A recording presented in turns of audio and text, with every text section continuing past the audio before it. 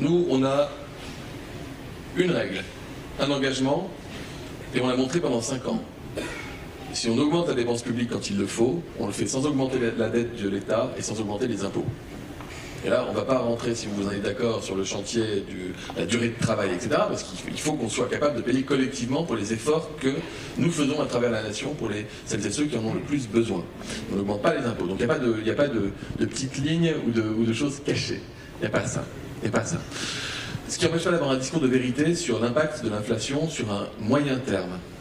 Je l'ai dit tout à l'heure, on fait un effort particulier dans cette rentrée, on le voit avec le prix du carburant, avec les allocations, les prestations sociales, les pensions de retraite, tout augmente pour les gens, au bénéfice des gens.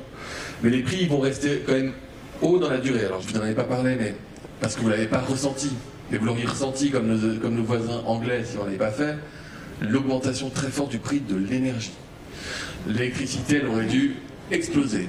Le gaz, il aurait dû exploser en termes de coût. On a gelé le prix du gaz et on a limité, gelé totalement, c'est factuel. C'est-à-dire que pour la même consommation cette année, vous payez la même facture que l'année dernière.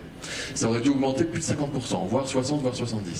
Et pour l'électricité, on a bloqué à 4% la hausse de l'électricité, alors que ça aurait été 10 fois plus. Ça, c'est un effort qui est extrêmement important de la part de l'État, qui touche tous les Français, ça c'est bénéficiaire de minima sociaux ou non, et qui permet de ne pas choisir entre manger et se chauffer, par exemple, ou, et je l'ai dit tout à l'heure, se déplacer avec le carburant. Mais à un moment donné, l'énergie, on ne va pas pouvoir couvrir la totalité de la hausse du prix de l'énergie pendant des mois et des mois. Donc on a pris un engagement, c'est l'engagement d'ailleurs de campagne du président de la République, de faire en sorte qu'on ne change pas ça, au moins jusqu'à la fin de l'année 2022. Mais il faut s'attendre à ce qu'en début d'année prochaine, eh bien, il y ait une répercussion.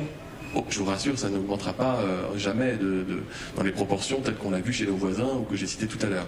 Mais il y aura forcément un impact sur certains produits de consommation, sur les budgets des ménages. Moi je vous dis, et Jean-Christophe Combe ne dira pas autre chose, notre philosophie, c'est de continuer à faire en sorte que personne ne soit obligé de renoncer pour raisons financières. C'est-à-dire que celles et ceux qui ne peuvent pas supporter une hausse, sauf sacrifier des choses qui ne sont pas sacrifiables, on doit continuer de les accompagner dans la durée.